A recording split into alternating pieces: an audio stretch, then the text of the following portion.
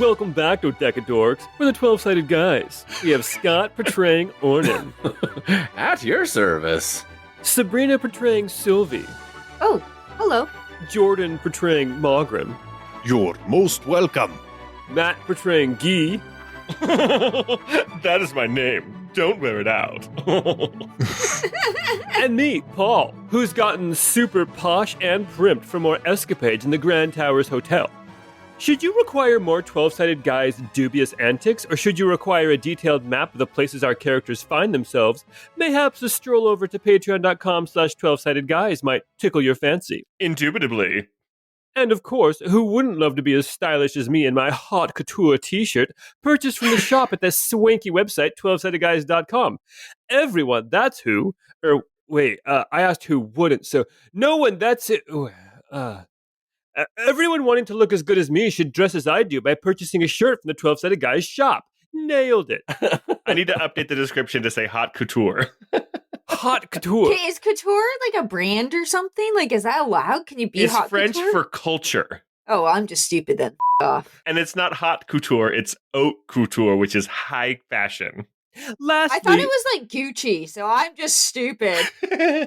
Paul's doing a gag. We keep interrupting him. What, Paul? It's been so long, I don't think it'll carry over. Sorry. Lastly, who wouldn't want to hang out with us at the premiere event of the season, FanX 2024? No one. I did it again. Be like us and come see us hang out with us at FanX 2024 in Salt Lake City. Nailed it 2.0. Anyway, if you ever wandered into the most prestigious restaurant in the land, Wildcat, only to be asked to season yourself with salt and pepper, then this podcast is for you. It's Course of the Forsaken, episode 49.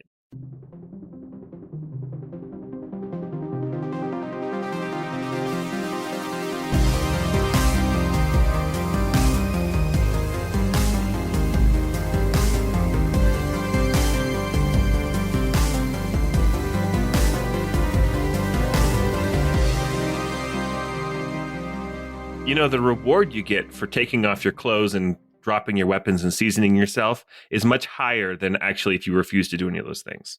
Yes, you get either Chop Chop or you can get maximum hit point buff for all of your characters. It's pretty rad.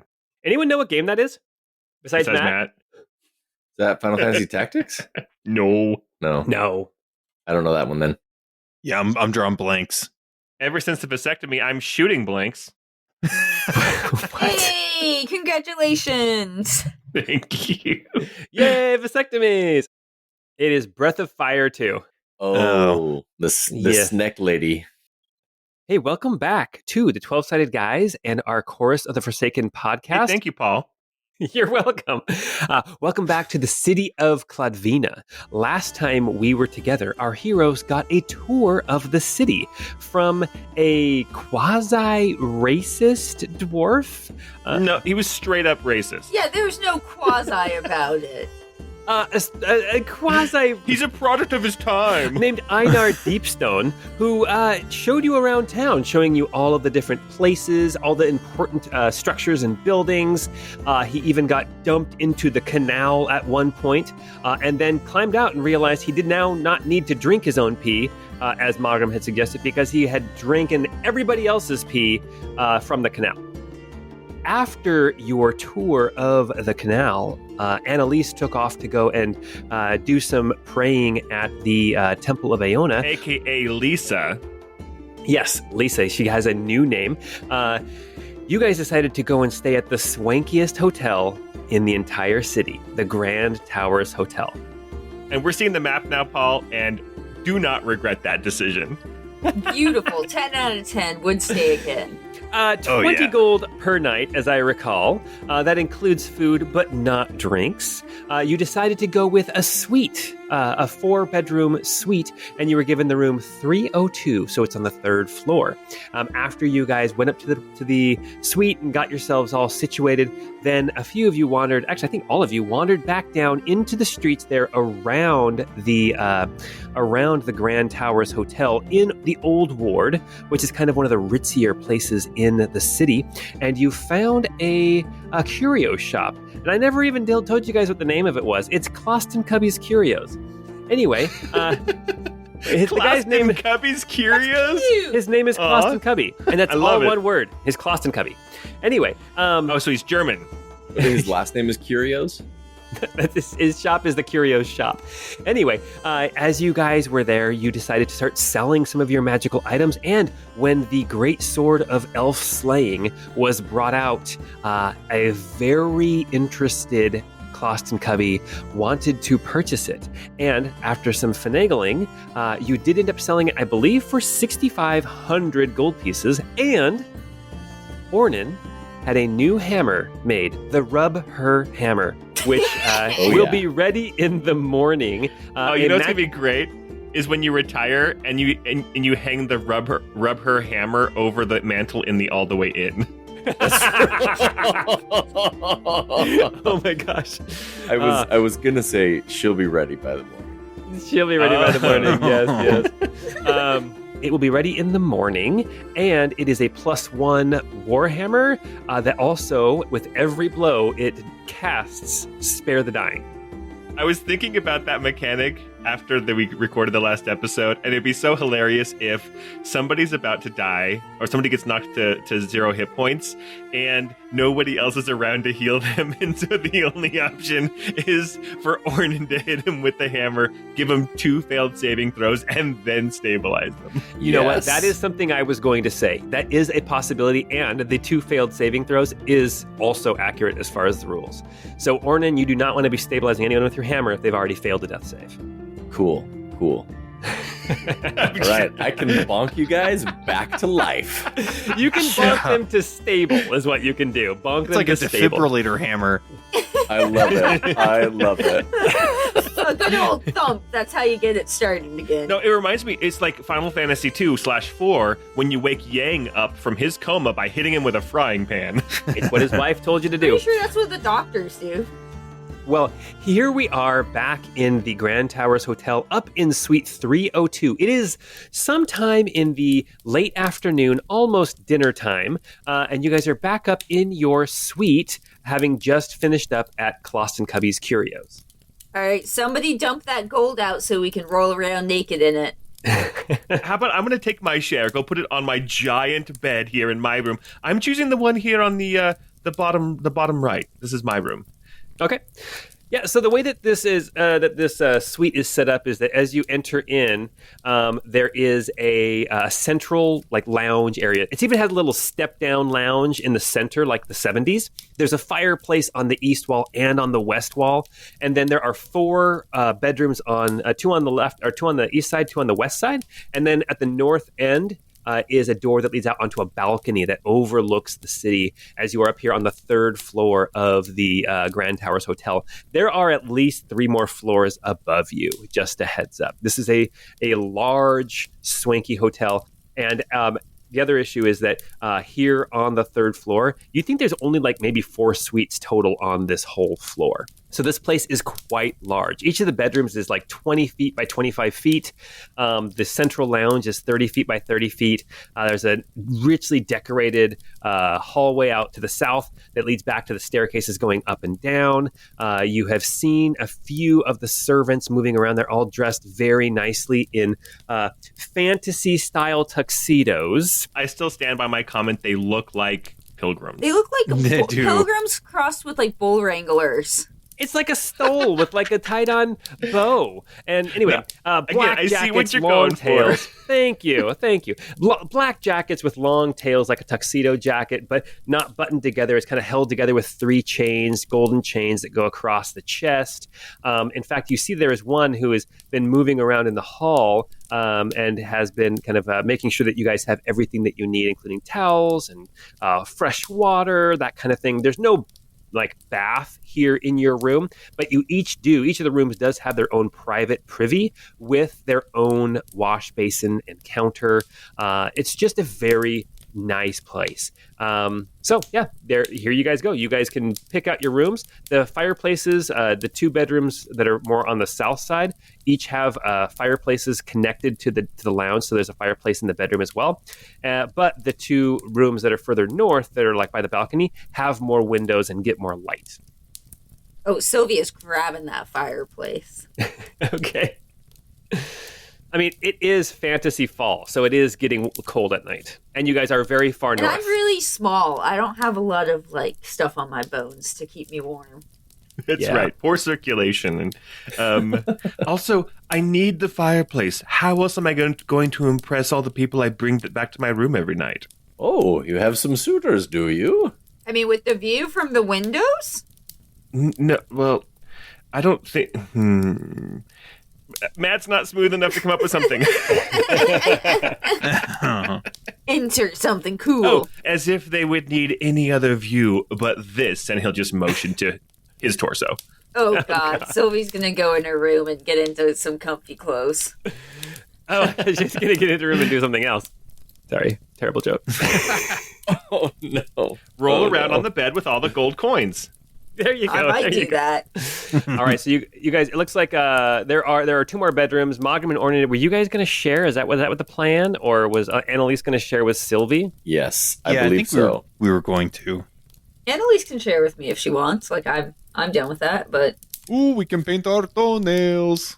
This way, old That man. sounds exciting.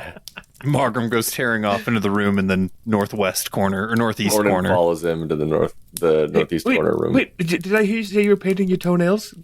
Well, of course, we do this every Maybe. night. Can I join? You guys hear a timid knock at the door, At our bedroom door? at the door to the suite. Oh, okay. So we'll go open it. Yeah, I'll come out and see what's going on. Guy will make sure his helmet is on. Okay. When you open the door, you see this servant who has been moving around, doing all the replenishing of towels and making sure you guys are all straightened out. This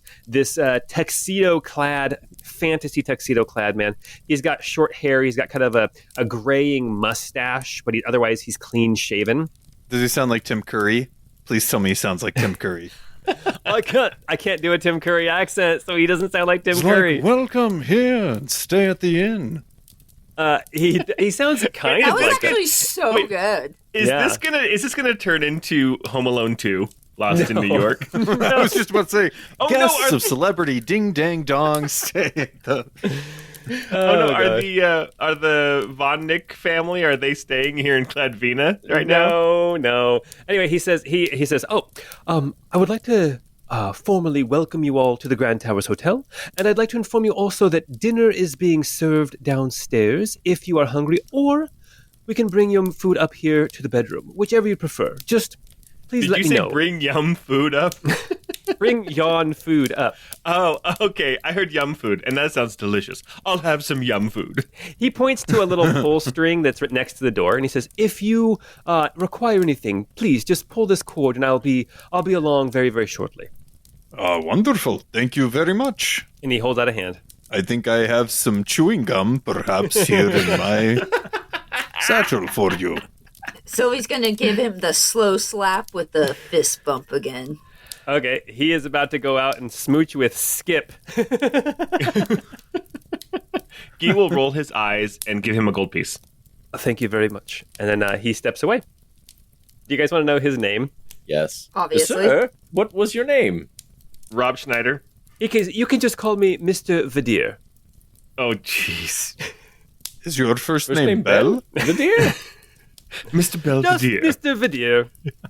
And then he wanders All right. off. Okay. Anyway, he moves off down the hall and away. And it is now in the kind of late afternoon. The sun is starting to go down. And what do you guys want to do? There are lots of things to do in the city, and there are some things I know you guys had come here to do in particular. Danon and Annalise have not made it back yet. Not yet. I wouldn't mind going and seeing who's eating down in the dining room. Let me change my helmet. And I'm going to put on the helmet with the singing face on it. Is the mouth open on the singing face? Like, could I Yes. feed myself through that mouth? This would be my dining helmet. You know, Classy. I like it, Guy. It suits you. I think I could fit a soup Oh my spoon in gosh. here. It's Oh a my very gosh. casual look. Nobody Oh will my question it. so the mouth is open, but it has like bars on the inside, so it's not like necessarily a weak point in the helmet. But yeah, you could probably. So you gotta turn your spoon sideways. You get your fork in there for one noodle. I can lift it up just enough to get food in. I'm in case you forgot from last episode, I have taken a vow that I shall not remove my helmet because of icky elves or something. Oh my gosh. Oh no, we haven't forgotten, Chris. Don't you worry, bud. No, I'm not Chris. That's Chris over here. I'm Ross. Oh, that's right. You're Ross. That's right. I'm Chris. Crisscross lacrosse. Did I do it? Did I say it right? And Sylvie, you're Sally? Is that what it is? You betcha. Okay. Ornan, you were Toonses. Jesus, that's me. All right, you guys gonna head downstairs to go and see like what's going on for dinner? Is that what you guys wanted to do? Or Yes. I'm not trying to force you guys to do anything. Just let me know what you want to do. Guy wants to get a feel for like the local culture, the local scene, who's who, and everything. And Sylvie's very curious to hear what the druids have to say. So I think she'll just kind of keep an eye out for Danon. All right. You see the concierge is still at the front desk. He's dressed just like Mr. Vadir. In fact, he looks uncannily like him. It's Mr. Belva. In Oh my fact, gosh. all of them look like that. It's kind of like the Nurse Joy situation. Yes, Nurse Joy, Officer Jenny, all of that. Yes, exactly. As you guys come down to the first floor, you can see that there are people milling about in the lobby. I described it last time. The center here of this hotel on the first floor is just like intricate tile work that goes all the way from back to front, all the way to the front Always door. go front to back. You don't want to get an infection. It's true. Oh my gosh. That was so good. Sorry. No, you're You just fine. sounded wrong in my ears. Well, as you get walking down on the west side, I described it last time, there are a couple of like step-down bars, and on the east side, there's a couple of step-down areas that are like restaurants. So you see people milling about in these different places. Where do you guys want to go? Do you want to go to the bar? You guys want to try to get a table at a restaurant? It looks like the restaurant here, the tables are pretty intimate. So like a table for two type of thing. Also, Sylvie would have changed into her very fancy outfit that Guy had got back in. Where the hell did we get that? Redlam? Yeah, Redlam with the giant bow. With the giant bow on the back, like a very big anime style bow. I think Margaret would feel more comfortable just going to the bar. Okay. I think the chances for maybe some conversation or eavesdropping might be better at the bar. Is there only one bar then? Well, it looks like it's two different. Like there's a hearth, and there's like some comfy chairs and couches that are facing the hearth, and then to the other bar is like a mirror image. But you can also walk by the bar and go into either one. So it's like they're connected, but they're also kind of two separate spaces. Also, the bars have like these elaborate, like rumply looking, like bunched up like curtains that drape down the walls, giving it kind of this comfortable but also elegant feel in here. This is not your seedy saloon by any stretch of the imagination. Honestly, I don't think I'd ever find myself in a seedy saloon ever again after this. I'm not sure I agree. I'm kind of missing the seedy saloon. Sylvie's kind of looking around nervously, trying to figure out which fork to use. You're not sure you like this place? Just come here. So Guy's gonna go sit down on one of the big, like, overstuffed leather couches and motion for Sylvie to come take a seat next to him, right in front of the hearth. Yeah, Sylvie will come sit next to the fire and say, I didn't say I didn't like it. I just said that I feel like we can't blend in as well here. I don't know about that. You're a natural. You fit in. You look good. You look swanky. Yeah, but nobody's going to ask me to play the flute here. And what the hell is the point of staying at any place if I'm not going to be the center of attention, even if it's not good? Hey, Sylvie, will you play the flute? No, not here.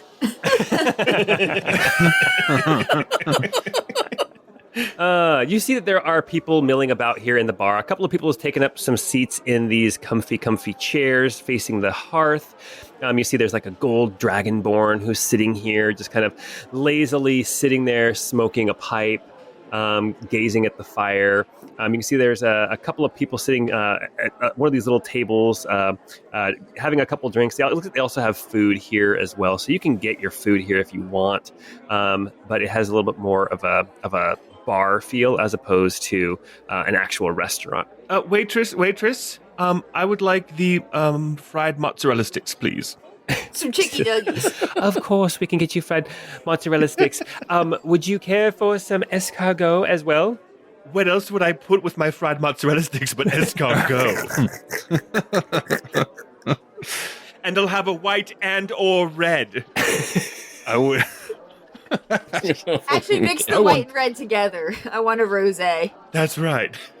As you guys are in here, you guys kind of hear some of the conversation going on. Somebody is talking about the Feast of Sweets and the tournament that's coming up. You hear somebody say, "Oh yeah, did you see Torgal? I think he's staying here. He's the favorite." Magram, as you're standing at the bar, you can see across the room into the other kind of bar area, the other kind of seating area. You can see that one of the orcs who came in last session earlier in the day, you see that he is sitting in a nice, comfy, plush red chair, looking at the fire. He has got a dagger out. He is cleaning his nails, and he is wearing like straight up beat up armor. He's got like a big fur cloak on his back. You guys don't stand out. This guy stands out. You can see there's a couple people that are sitting close to him that are kind of trying to have a conversation with him, but he's just kind of answering their questions. And I want you to make an insight check as you kind of gaze over there. Ooh, 13. You see one of the men pull out a piece of paper and a quill and hold it out to the orc, and then the orc, okay. And you see him write something out, and then the other man takes it, and he's just and he seems incredibly excited to have gotten this autograph from someone very famous, apparently. Hey, Sylvie, you should go see if he'll sign your boob. I would never, not for that gentleman specifically. I didn't say that because I didn't observe that. This is Magram. Yes. I won't. I'm not going to suggest such a thing. But Magram will mutter to himself, "I wish he would sign my boob." Go ask.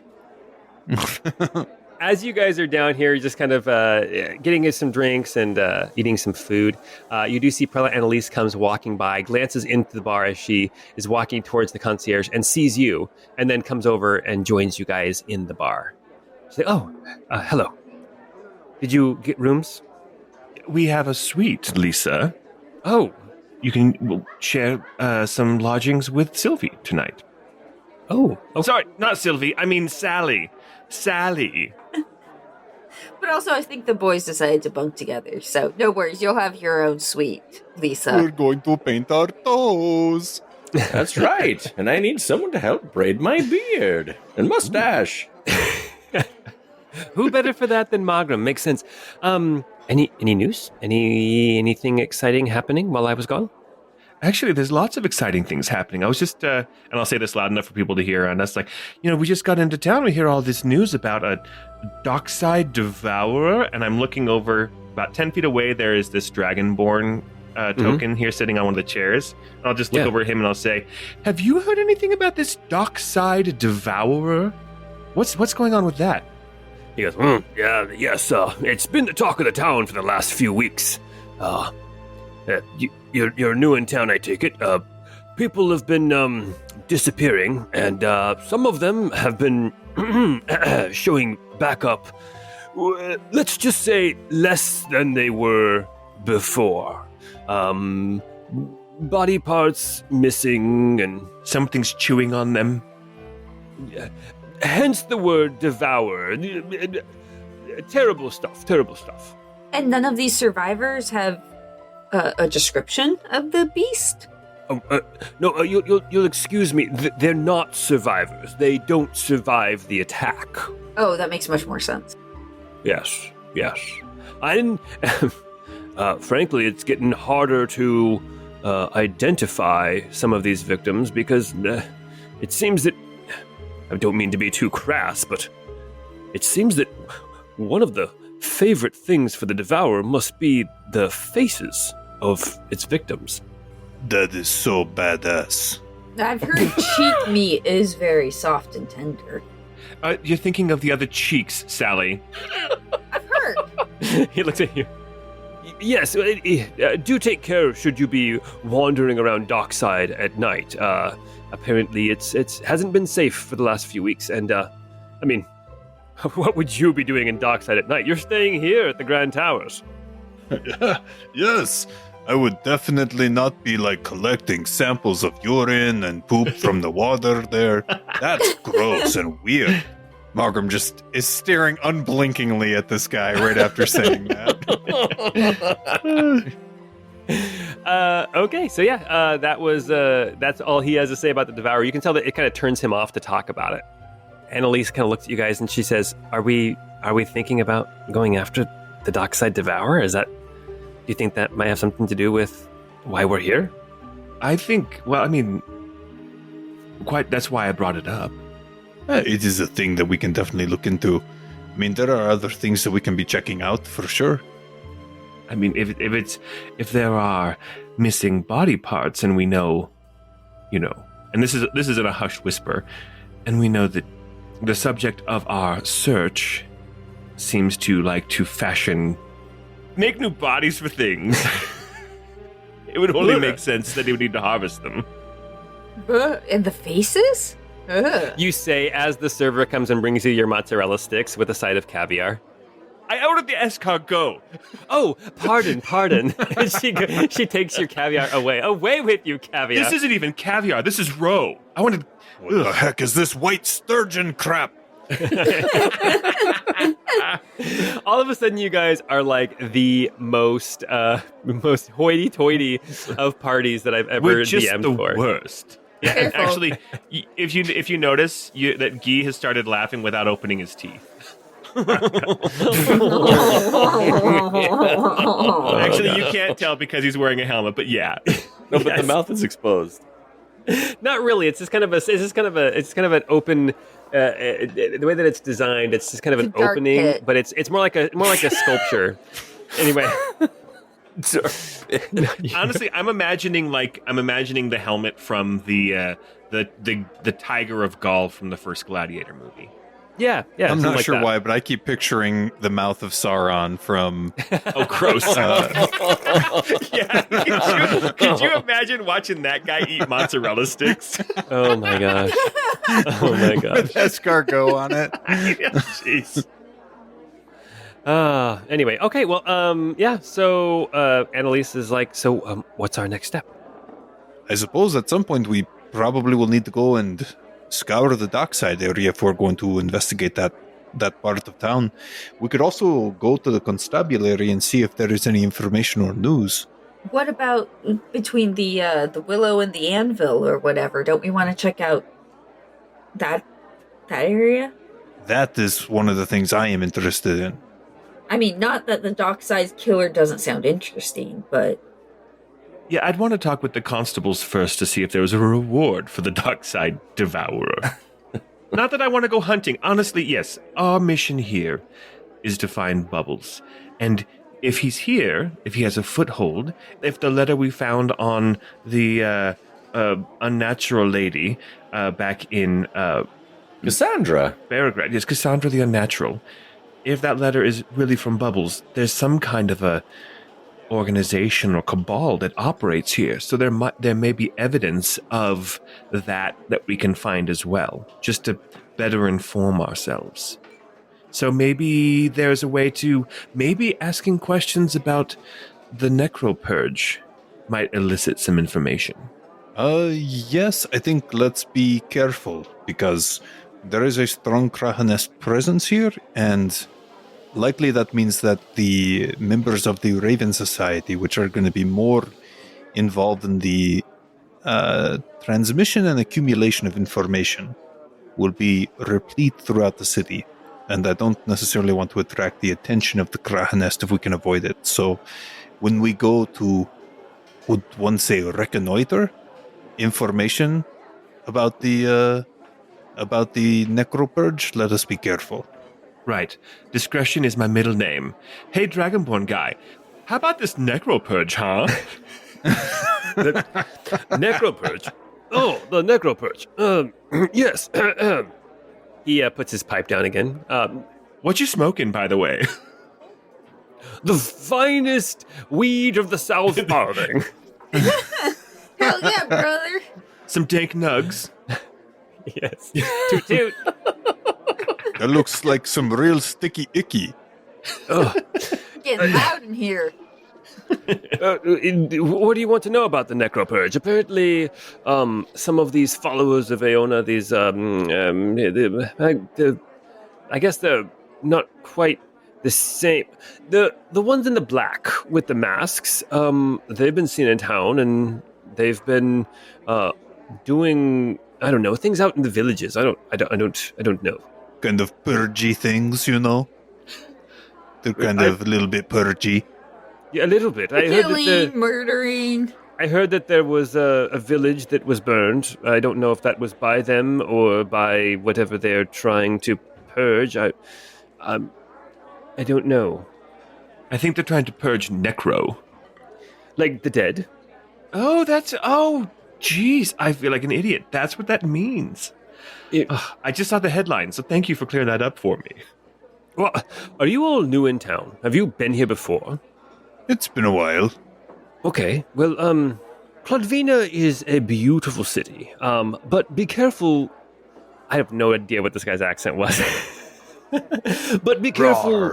Rawr, I'm a Dragonborn guy. Rawr. Be careful, guys. Oh, dear. Oh my goodness. No, just be aware that sometimes the streets are not as safe at night. There are rumors, there are hints of things moving in the dark, of sometimes, sometimes things that maybe we thought were dead are not staying that way. But if you stay... Is stay that why it the, needs to be purged? Well, I imagine that must be why they're here in Pythria, but apparently they are focusing further south in... what's that name of that town? Grimwater Grove. They've been focusing there. I guess with a name like Grimwater Grove, I would imagine that's where like the source of necromancy would probably be. That sounds like a pretty good guess. Oh, well, there's lots of weird names here in Pythria. There's Dead Moss Hollow, there's Puddleford and Soggyfield. So, yeah, those suck. Those names absolutely suck. Yes, we need to talk to whoever's naming these places. If you want tourists, that's not the way to do it. Boy, do I have a marketing campaign for you. Right, I'm pretty sure. I'm thinking Soggyfield's like not a tourist place. I'm going to start smoking my pipe some more. Yeah, let's not get started about Rainbow Fluffy Land either. That place is the worst. Well, if you don't mind, I'm going to go back to my pipe and enjoy some quiet solitude. And he just goes back to puffing away on his pipe. Thank you for letting us interrupt your pipe. I have deepest apologies. Of course. And then he goes back to... Oh, and if you're smoking wondering his why pipe. I'm wearing my helmet, it's because I've made a vow.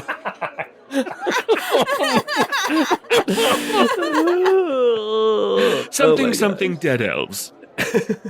I wasn't wondering. All right. Okay. Here you guys are in the bar. You haven't left the hotel yet. It's getting late. Maybe, I don't know, I wouldn't mind taking a moonlight stroll.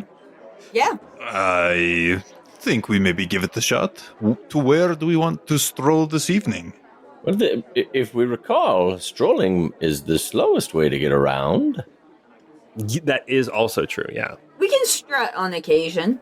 We're not far from Dockside. We could walk there pretty simply, but if we wanted to go walk by, let's say, the Silver and the Willow, or whatever that clue was, we could take a gondola.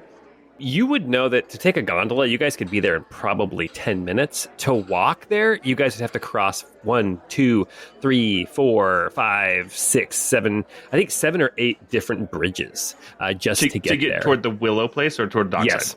Dockside would just be a couple of bridges. Yeah, and it's like a pretty straight shot, right? Yeah, it's a pretty straight shot, just past the Temple of Iona. Okay, well, let's check the Willow place perhaps first. All right. Yeah, maybe do a drive-by and then head over to Dockside. All right, let me go get my accoutrement. Yeah, Annalise goes up with you to go and see this room and to see how fancy it is, and she takes the northwest room for herself. And Guy will be like, I'm just down here in this southeast room, just for your information. Okay. And we're in the northeast one. Since we're sharing, We are, and we're painting toenails. everyone's invited. All right. Okay. I mean, I went up to get my armor and to get my fan and get my shield, to be prepared. I'll still wear my fancy clothes, but I'll wear that nice breastplate over the top of it. Okay. Are you guys all going to be kitted out, or are you guys going to still be a little more dressed up? I think I'd probably gear up for this. Yeah, Ornan would too. Yeah, Sylvia will dress a little bit more casually. Okay, you're not the semi-formal that you were instructed to wear for dinner? Yeah, okay. You guys, you go upstairs to get all of your things, and you head out into the night. It does not take long to find a gondola. Basically, where the Grand Towers Hotel is right on the edge of a very popular, posh kind of square, which is where, the Curio place was. And all you do is just walk down towards the big canal called the Great Serpent, and there is a little dock there. You can hire a gondola to just basically paddle you across the river towards the Temple of Selune. What's the name of this gondola? What was the last one? The pull package? Yes. This one is called Little Butter. It's painted yellow. It's got a little cover on it, and it is instead of being rowed by one person, there's two halflings who row it, and it looks like they're brothers. Little butter. Hey, come on That's aboard! Come on incredible. aboard, Little Butter. Oh, we can take you across the Great Serpent, no problem. These guys seem so much better than our last driver. This is the cutest ride ever. You are my best friend. Turns out they are virulently racist, apparently, though. These two little Oh halfling god, guys. no. That'll be 2 silver, 10 silver if you're a dirty elf. Oh, no. No dirty elves here. They paddle you across the river. They take you right across right across the canal. They dump you off on the other side. It's literally probably a 3-minute gondola ride. And they dump you off kind of just a little north of the Temple of Selune, or Saloon. How do you say? I didn't look it up. Isn't it Selune? How does Baldur's Gate 3 say it? Selune. Yeah, there we go. Cool. I think so too.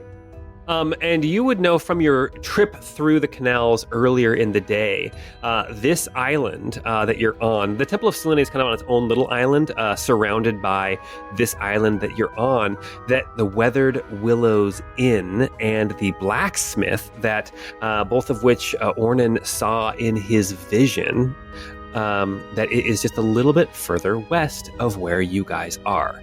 You make your way over to the west. Annalise is with you. I imagine that Pranciful is with you as well. You guys move over towards the Weathered Willows Inn. It is it's a tall building, even though it's only 2 stories. It is sort of, I'm gonna say ramshackle, but it looks sturdy enough. But it definitely does not have the the plaster is peeling off in places. You can see exposed brick or stone underneath it. You can see that there is a bridge just to the north of the Weathered Willows Inn that crosses the canal.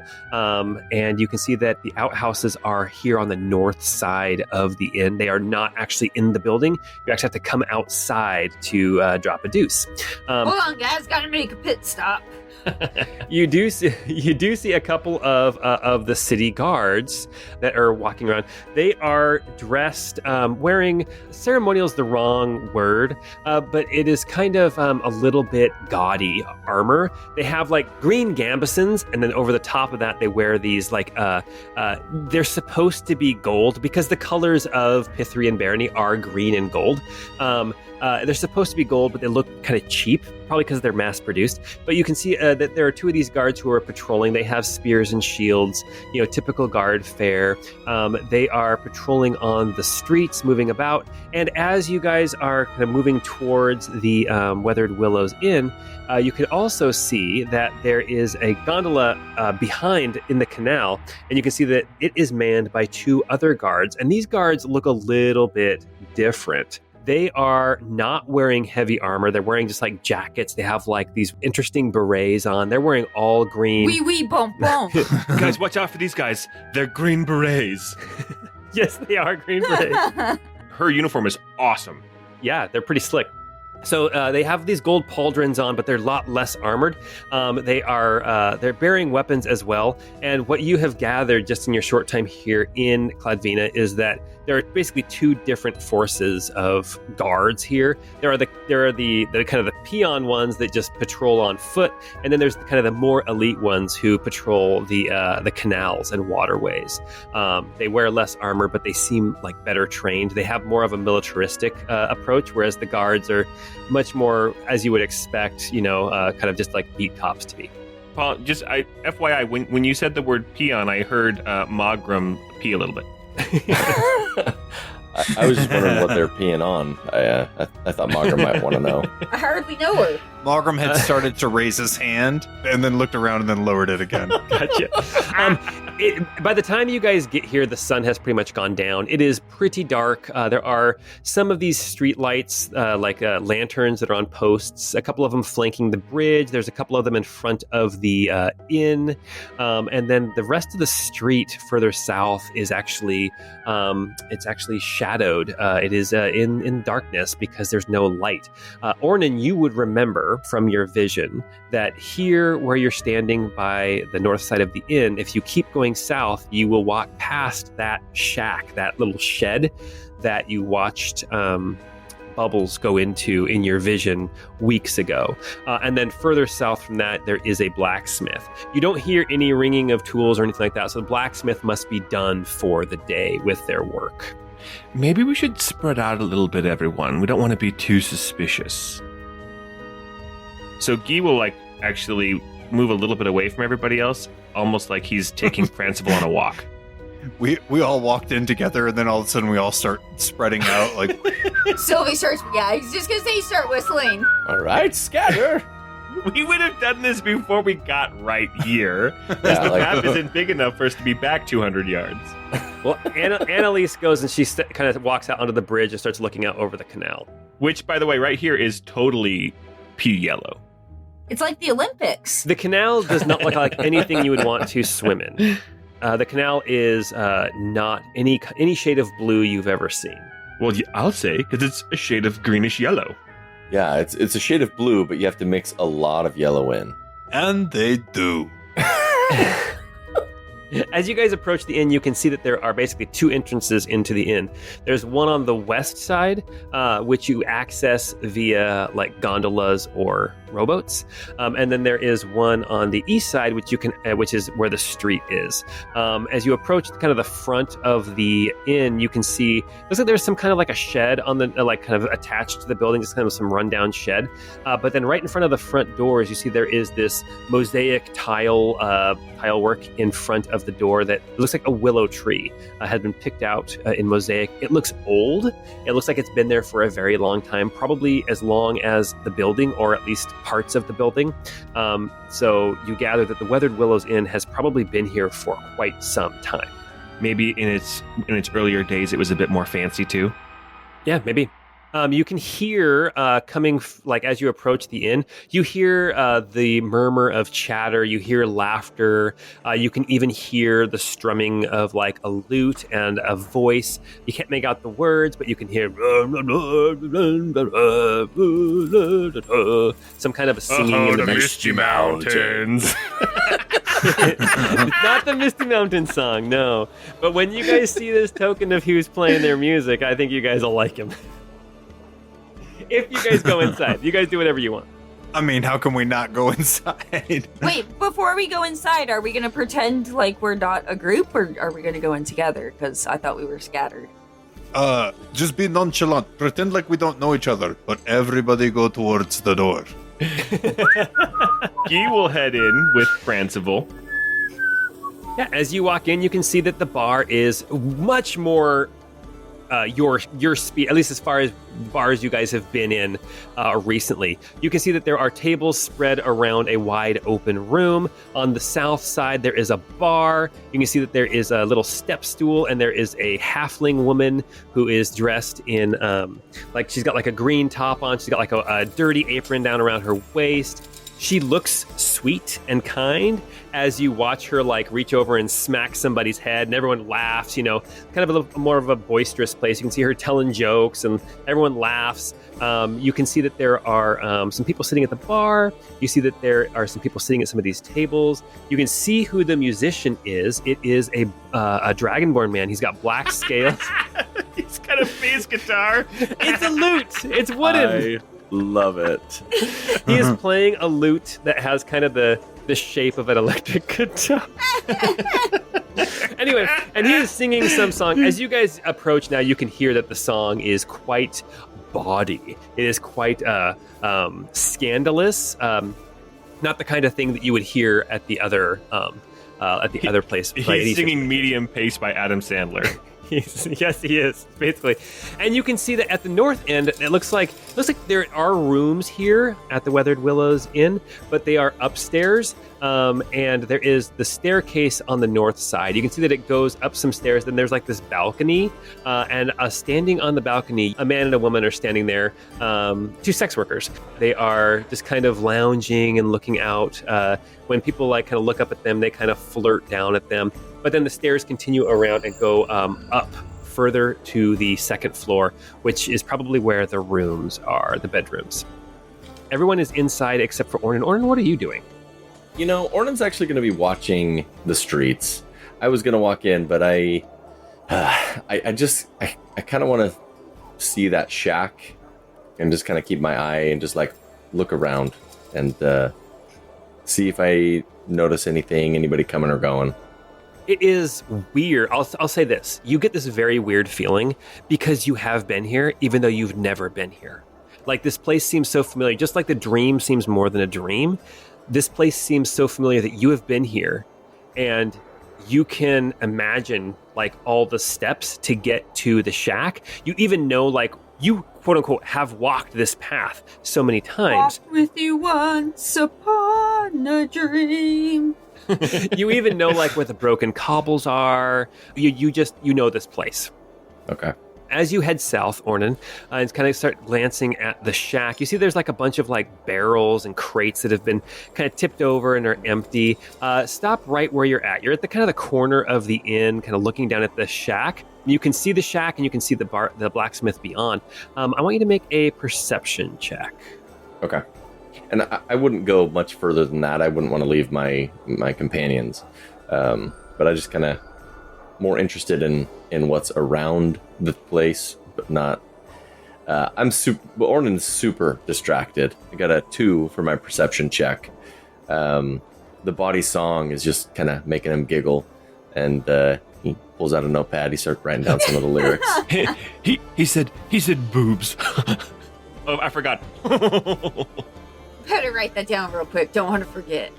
So I'm looking at this token. There's a tiefling guy down here at the bar, and I swear that the prompt that Paul used was Ben Affleck as a devil. Dude, that's honestly, yeah, you're not wrong. Ben Affleck as a devil? Yeah, I see it. Oh, 100%. 100%. I did not look up Ben Affleck as a devil. It looks like he's about to ask me how I like them apples. That's... You see that there's a tiefling man in here and a halfling man, and then there's like a middle-aged human, and they're all just kind of sitting at the bar. They're talking, they're telling jokes. You can tell that the tiefling man has had way too much to drink. He thinks he's funnier than he actually is. Typical stuff. With your 2 perception, Ornan. Yeah.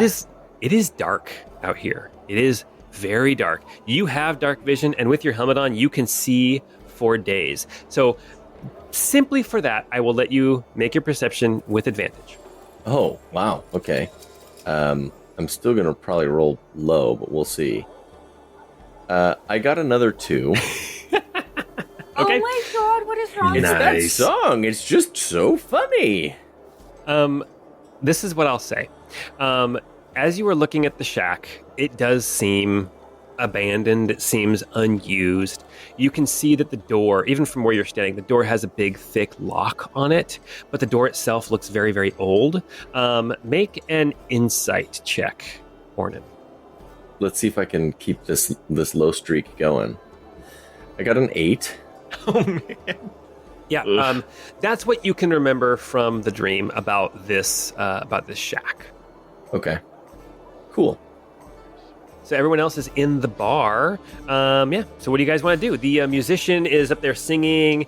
He bows and he says, "Thank you. You've been wonderful. I'm Baldric, the Black Dragonborn Bard. Alliteration is my thing." Sylvie's gonna step on up there and bust out her flute. Oh, join me. Yes, join me. Do you know the Cat's in the Cradle and the Silver Spoon? It's one of my specialties, I hope. Oh no! I'm gonna cry. I'm gonna He cry. breaks out. He starts singing. Child, come home, just another day. No! Stop! I'm crying. Why don't you? The boy grew up just like him.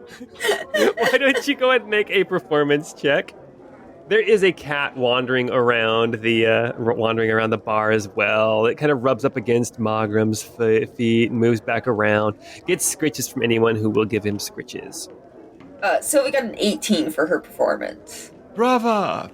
By halfway through the song, the Baldric, the Black Dragonborn Bard, he backs up and he just kind of like motions for you, and you take it away and you go, "My boy was just like me." And you're all doing your Just flute. like me. Imagine When you come home, that's, and I don't know when. and there's not a dry eye in the house. And then when you guys are done, everyone's clapping and wiping their tears.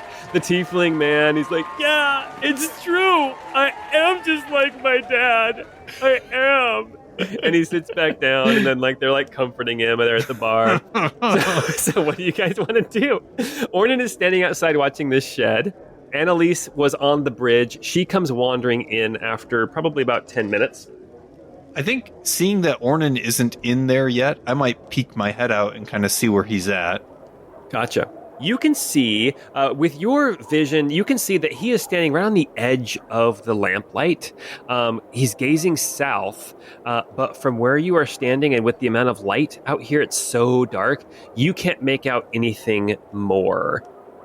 I'm going to walk up to him. Ornan, what's on your mind? Oh, well, I didn't think we were here for drinking. I thought we were here for the shack. So I'm looking where Bubbles went to. Trying to see if I can find something, but I was quite distracted. That music in there was it went from bawdy and hilarious to quite the tearjerker. I'm having to wipe my eyes a little. Oh, it was total whiplash, man. You're telling me. They're back to singing Caress Me Down by Sublime. Oh jeez. That song is so dumb. All right. Okay. Ornan or Magram, I'm going to have you make a perception check with disadvantage as it is so dark here. Okie dokie. I got an 18 with disadvantage. All right. With your 18 with disadvantage, you see the same things that Ornan saw. You see like the, abandoned, not necessarily beat up and broken barrels, but just like scattered, detritus. You can see that there is a big hefty lock on this old shack. The shack is not very big. It's probably about 30 feet by 30 feet. It is similar to the inn. It's got crumbling plaster on its walls, but even more so. But yeah, the door looks sturdily locked. But also, you see moving through the shadows away from you guys, heading south, you see a figure. And it's a short figure. You see a dark cloak. That's all you can make out as they move away from you. There, in the shadows. Do you see it? Someone's moving that way. I wonder if we should pursue. I'm gonna run back to the door and poke my head in and see if I can't like psst loudly at Guy and Annalise because they're closer to the door. Yeah. As you peek in the door, you see that one of these companions, these professional companions, has moved down, and he has been kind of flirting with Guy. Guy, are you flirting back? Actually, no, I'm not flirting back. I would actually be trying to use some thieves' cant to see if he knows the business. Oh, gotcha. I mean, he knows the business, but If he's into taters. no, I won't say What anything are your about thoughts on taters. French fries? No, I'll just say, I appreciate the invitation, but I'm actually here on business, though. I don't see that they're ready for me yet. And that's, we're going to say that means, like, I'm open for any kind of potential work. Just kind of get a feel for maybe any illicit stuff that would be hiring for unsavories in this area. Oh, gotcha. He says, oh, well, I'm sure a man such as you can find work lots of places. So you would know that when he says that, that means that he does understand what you are saying, and that there is work that he might be able to send your way. I'll keep that in mind. I may be back tomorrow if they still don't have need of me yet. He puts his finger and runs it down your forearm, and he's like, I'll be waiting. And then he heads back up the balcony. Magram, you are down here. Sylvie is done playing the flute, I think, for the time being. What's Pranciful doing with this cat? Eating it. Is he eating it? Pranciful's trying to snuggle it. Like, Pranciful's going up and trying to, like, curl up next to it, and I don't think the cat cares about it, but Pranciful's not barking. Pranciful's not aggressive, not even trying to play, just trying to snuggle the cat. Oh, gotcha. There's like a little basket with a little pillow in it. And I think Pranciful kind of like climbs in, and the cat just kind of doesn't move, and Pranciful ends up laying on the cat. Yep. Yeah, that's super cute. Do we see Magram? You do see Magram peeking in the door. Psst, psst. I mean, I think I would follow Magram out. Annalise steps out too. You play nice, Pranciful. I'll be back. And I'll step out. Okay. We saw a shape heading down that way. I'm wondering if we should give chase. Was it a rectangle? An isosceles?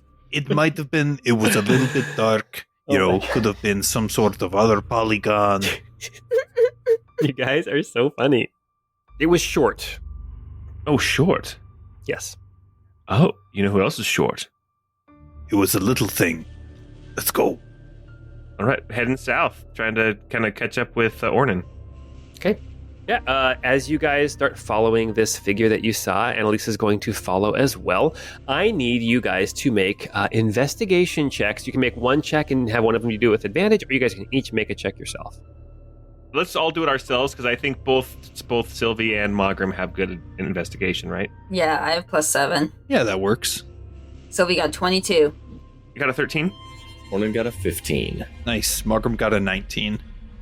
With the 19, Magram, you pick up the trail pretty easily. You kind of start looking around. You saw this figure. You remember they were moving kind of quietly. Sneaky is the wrong word, but they were being less obvious.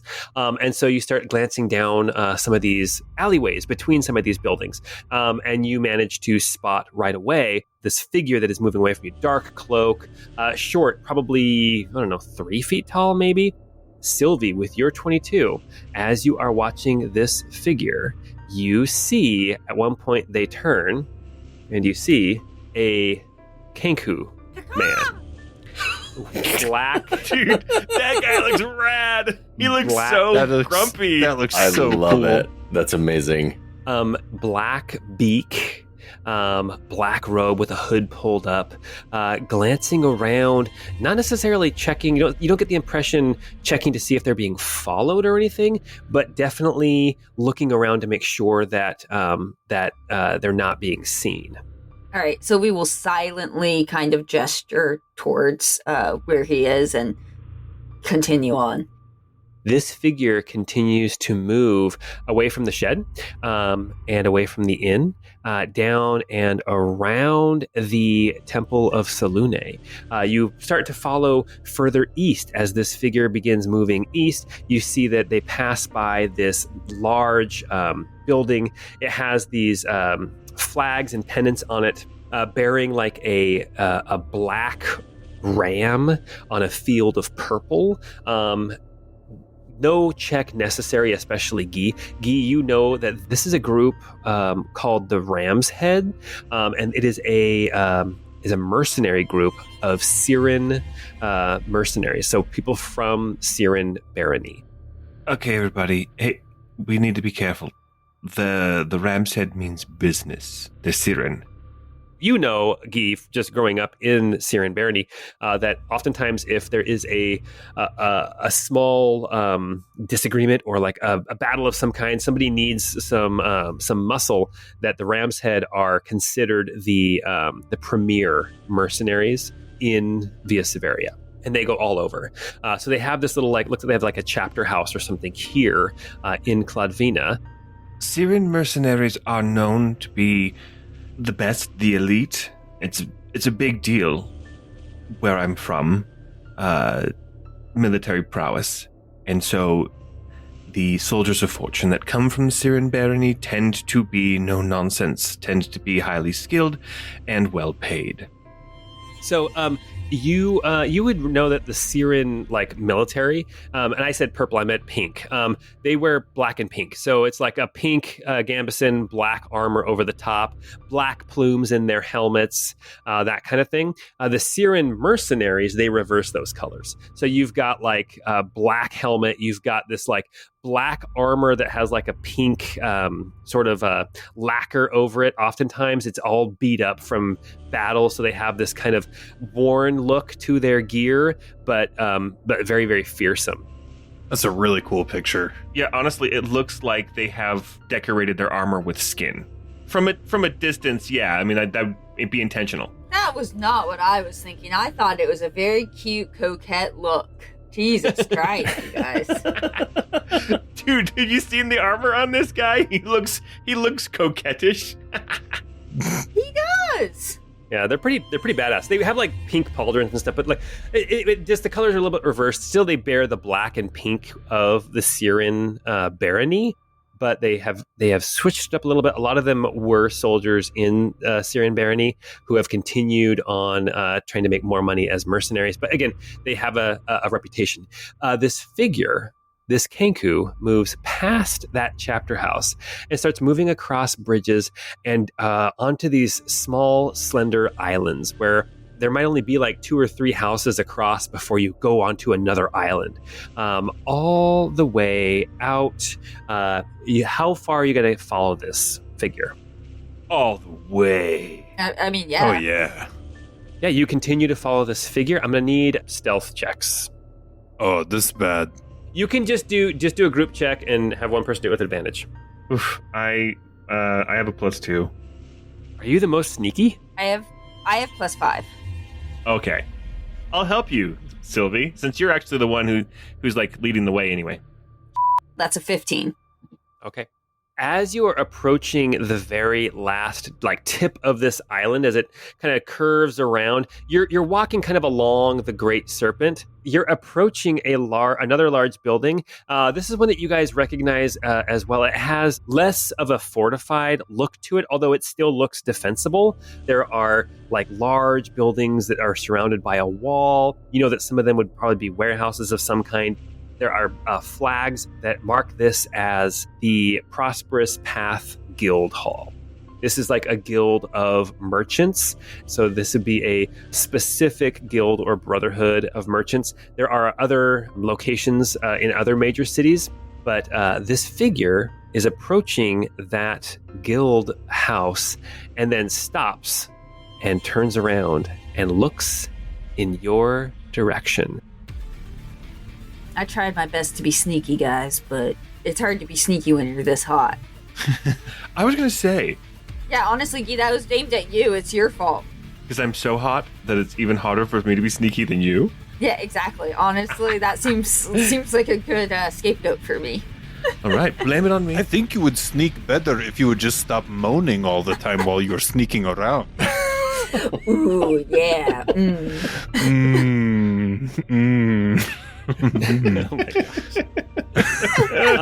Okay, all right. This figure turns around.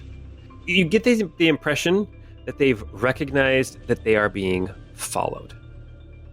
And very quickly, you see that there is a staff in one hand, but very quickly, a finger comes out, points in your guys' directions.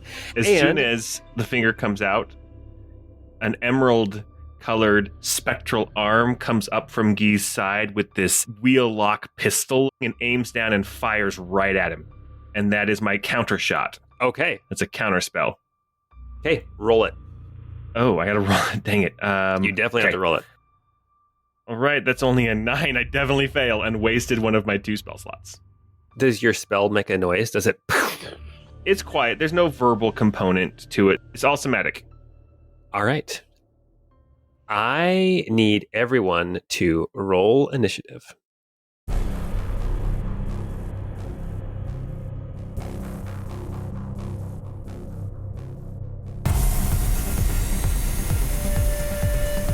I wasn't trying to hurt you. That was supposed to stop whatever spell you were about to cast on us. I was just LOL JKing. Disregard the gun. All right, Sylvie got a 24 initiative. Dang, Ooh. Sylvie. Fast as boy. Hornan rolled a 1 for a 2. Oh my, Oh, dude. Choose your lucky number. If we need a 2 rolled, we'll call ya. Yeah. Thanks. I'll be here all night. Guy got a 15. Markham got a 12. before any of your initiatives happen, the spell goes off. Instantly, you guys are surrounded by this very opaque cloud. It stinks, smells very, very bad. It covers a large area, enough to get all of you inside of it. Crap! Wasn't me! It is Sylvie's turn. Sylvie, I need you to make a Constitution save as you start your turn within this radius. Well, heck. Okay, that is 15. That is not good enough. Sylvie, you end up taking Fart damage. 23 poison damage Holy as this Okay. cloud of vapor surrounds you. What do you want to do? You also, as it surrounds you, you can't see out. So you have to move out of it or you're going to be blinded. So I can't even, just Misty step out. Okay, so Sylvie will just try to run forward towards the attacker. Forward towards the attacker. And what's your speed, 25? Yes. With the last of your regular movement, you manage to pull yourself out of this cloud. You look behind you as you're seeing it now. Now that you're not in it, you see that it has this yellowish, brownish tint to it, and it has this very acrid smell to it. You look back and you can see this figure still standing where they were standing because they haven't had their initiative yet. What are you going to do? Heck, I'm going to cast Misty Step. I'm gonna try to get right up on this person and be like, "Hey, dude, we don't want to fight. We just want to chat." So you are right now. You've used all your normal movement. You can Misty Step 30 feet. That would still put you about 30 feet away from this figure. Okay. Yeah, let's do that, and then the dash action, and then we'll just get right up on him and just be like, "Yo, dog, chill out. It's all good. Stop hurting my friends. We don't want to fight." Make a persuasion check with disadvantage. The guy's a hothead. He didn't mean to hit you. It's a 7 with disadvantage. It is now this person's turn. As you look closer, as you get closer to this figure, you assume this must be Bubbles. It looks like Bubbles in the vision that you had of Oak Road so long ago, just slightly different. You can see that the feathers have a little bit more of a dusty look to them. They're a little bit more kind of grayish as opposed to that glossy black. You see that the eyes are kind of sunken in. The beak is totally black, no color to it at all. And you see the slightest stoop of age in this figure. And it is now his turn.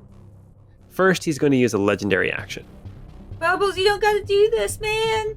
I mean, he doesn't have to, Really doesn't have He to. could like wait it out. He could wait it out and see how he feels. I'd be good with that. I even tried to be nice. Yeah, Bubbles, you catch more flies with honey than with vinegar. I'm just saying. Sylvie, he points at you and casts a cantrip. He is going to try to hit you with a spell. Let's see if he can. That's a 16. Does that hit you? Wow. It would, but I am going to use my arcane deflection, and I'm just gonna center on myself and deflect that.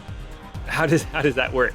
It's a +2, so Oh, nice. Okay, perfect. Okay. So you feel this beam of energy come towards you, and as it comes towards you, you can feel this depressing, sucking, negative feeling starting to come towards you as it deflects off of you and bounces off. You see it hit a building next to you.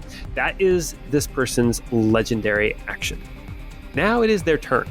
This figure looks at you with your 7 persuasion, steps over towards you, and reaches out to touch you. Going to make a spell attack. Oh my gosh. That is only a 14 Oh, to jeez. hit or damage? to hit. That does not hit. You are so incredibly lucky because that would have been You don't have to roll 24, it just to put it in my 29. face, bud. That would have been 40 damage. Oh my You can gosh. see the protection that you cast up earlier reflects the spell still as you manage to avoid it. And this figure looks at you and says, You should probably run. that is his turn. That brings us now to Guy. Guy, you are in the cloud. I need you to make a constitution save. Difficulty Ooh. 17. I got a 9. All right. That is going to be, how much damage did we do again? Too much. Way too much. 5d8. Oof. You take 24 poison damage. Okay. Well, for my action, Guy is going to produce his fan and do gust of wind to disperse this. So I'll use the one charge for today without breaking it. The cloud kill disperses instantly with this strong gust of wind. Jeez. Bless your heart. And then I will go ahead and move forward my 30 feet. And for my bonus action, I'm going to pass between an additional 30 feet. So that would put me about 30 feet away from this figure. Actually, you could be right up next to this figure if you wanted to. Oh, okay. Yeah, I'll be right up next to him. In fact, I want to be... because he moved up towards Sylvie. So Okay. So he is now within 60 feet of you guys. If I could just appear right behind him, that'd be great. And I'm going to the back of his head, I'm going to say, do you ever wonder if you might be a mimic, Bubbles? And that's my turn. Ooh, get Very into his good. head. I love it. I'm going to make a check for him. Why don't you make a persuasion check? And unfortunately, I'm wielding my fan and not my scepter. Yeah. That's a 23, though. Not bad. That beats a 17. All right. You see him reach out, and he's about to touch you with another spell as another legendary action. But he stops. Where did you hear my name? The same place that I heard those awesome mimic jokes. All right. That brings us now to Mogrim. You do not need to make that save because the cloud kill has been dispersed. 100%. Well, what I am going to do is pull out a big old fat syringe from my boy Guy over there. I think Sylvia might be more hurt than I am. I guess that's probably true, huh? I got. If I were to say I had 44 hit points, I would say I have about 21 left. And see, I have 52 and I have 28, so. I will launch a rather sizable 3rd level analgesic and rapid clotting dart at Sylvie. Not the To heal anal her. piece it. As you do that, Bubbles waves his hand, and the dart misses. Oh. As he you basically bud. says, counterspell. He says, No, none of that. Come on, man. I was going to heal her. Yeah, you kind of hurt me. I feel a little gassed. anything else? That's my whole turn. And that will bring us now to Ornan. Ornan, what are you going to do? You are looking across this street at this figure that you have seen so many times in your visions. You hear the voice that you have heard speaking with Jingles. Here is this figure, Bubbles, the necromancer. What are you going to do? Ornan, am I 30 feet away or am I 60 feet away? You're 60 feet away. Okay. Ornan will move 30 feet up and say, "Now, Bubbles, I have something to tell you about your brother, Jingles. He's pretty unhappy in his current state. We'd love to talk to you a little." Make a persuasion check, Ornan. I'm going to have you make it with disadvantage. Oh, yeah. I'm sure that would throw him off. Come on, big money. Oh! Ornan got a 15 with disadvantage. Not bad. Let me make a roll. Natural 20. You. You see his back go up as you mention his brother. You see the expression on his face turn to a scowl as he says, "Do not speak of my brother." And with the last legendary action, Guy is there, Sylvia's there. All right, guys, sorry, but Bubbles gotta die. I don't know if that's possible. We gotta pop his bubble. Hey! He is going to reach out and touch Sylvie again. +9 to hit on this roll. That's a 20. Except that green spectral arm with the gun will come out and try to shoot him point blank. Okay. He reaches forward. You see this disgusting necrotic energy. As you pull out your gun, you shoot and his hand like flies to the side, and he looks over at you, Guy. It wasn't me, it was this random ghost arm. So it is not his turn now. We are back to the top of the initiative. Sylvie, it is your turn. What do you want to do as you are confronting Bubbles? It looks like you guys may have made some ground and you have lost some ground. He told you specifically you'd better run. Yeah, Sylvie is going to grab onto Guy, is the one who's closest to her, correct? Margaret was close enough to try to heal you, so yeah, he's got to be right up there too. Okay, well, sorry, Margaret, but yeah, Sylvie is going to grab Guy and thunder step away. Thunderclap them steps away. Because... oh, crap. Yeah, because you're there, I'll only do a third level. Oh wait, actually, Margaret, you might not have been right up there because you did healing word, not... That's you did what your I thought. distance He said one. he shot Okay. it at me. That's true. Okay, so no, it's just you and Guy. So Oh. yeah, you're gonna roll some No, damage. never mind. I want to do level 4 then if it's just me and Guy. So, is Just, that okay? just you and Guy. That's fine. Yeah. Cool.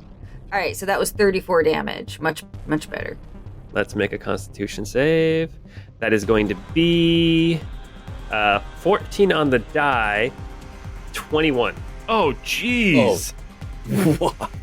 This guy's had centuries to get more powerful. He does take some damage. He takes half that. So that will be 17. Sylvie, you and Guy thunderclap away. How far does that take you? Any place you can see within 90 feet. So I'm going to get all the way back to Ornan, I guess. 30 feet away. Yeah. Okay. Very good. All right. Sylvie, that's your turn. Anything else you want to do? No, that's it for now. It is now Bubbles' turn. Bubbles now gets to take a turn and then gets all of his legendary actions back. The first thing you notice is that the thunderclap, it is incredibly loud. You hear like commotion starting behind some of these windows and doors of these houses and buildings that are nearby. As people hear the thunder, you see Bubbles look left and look right, and then he glances behind him at the at this merchant's guild hall, and he is going You to... better run, pigeon. Oh, jeez. Don't want to bring race into it. Sylvie, come on. Oh, sorry, you're right. That wasn't appropriate. By the way, did I tell you about the vow I took? Wait. How far away are you then now, Sylvie? This is going to be key right here. Sylvie and Guy, how far away are you from Bubbles? I would have landed right behind whoever was furthest away. I wouldn't go any further than like 5 feet behind them, though. So the closest person is Ornan. And the person who is within range of this spell is Ornan. All right. before I do this, I need a rules. I have a rules question. Okay. If the spell says a humanoid killed by this spell rises at the start of their next turn, can you heal them? Jesus Christ. Can you heal them before their next turn? Unless it says it specifically kills them, heroes would still get death saving throws. So they have to fully die before that rising on their next round. So it has to be like all of their hit points, and then also if they take that same amount of hit points extra, if they double their hit points, then they fully die, no saving throws, right? That is true, and then that would take effect. Mm-hmm. Perfect. Bubbles, it looks left, looks right, looks back at all of you, points at Ornan. For the briefest second, instead of being like feathery winged hand, the hand is skeletal. A large bone finger points at you. And he says to you, Ornan, Hasta la vista, baby. How you like them apples? The early bird gets the worm, bitch. Caw-caw! That's perfect. It doesn't get much better than that. I've warned you. Next time, listen. Ornan, I need you to make a Constitution saving throw. Oh, no. Oh, man. Okay, at least I'm decent at these, but we'll see what happens. My rolls have been pretty bad. That would be a 23. Oh, hell yeah. thank You goodness. came through when we needed you. That's what matters. You succeed. So you are going to take half of this damage. That is going to be, let me do the math real quick. Oh, no. 52 damage halved to 26. All right. Goodness. I'm still standing. I've still got more than half. As Guy and Sylvie have turned and are moving back, retreating, Ornan, you see Bubbles run towards the guild hall. As he approaches the door, he calls out, and the door opens and lets him in, closing behind him. Wait, could we hear what he said? Like, was there a specific code? Caw-caw! Ornan, you're the only one who's close enough to hear this. I think you hear him call out, I'm here. and then the door opens. The door closes behind him. You are all standing there in the street. You see doors starting to open as people start looking out to see what was that huge crash of thunder that sounded like lightning struck right here in town.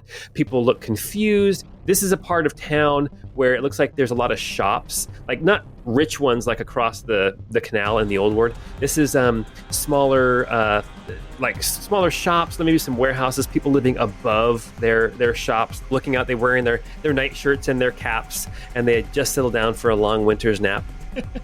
They start peeking out to see. Hey, and there arose such a clatter. Yes, they did. There arose such a clatter.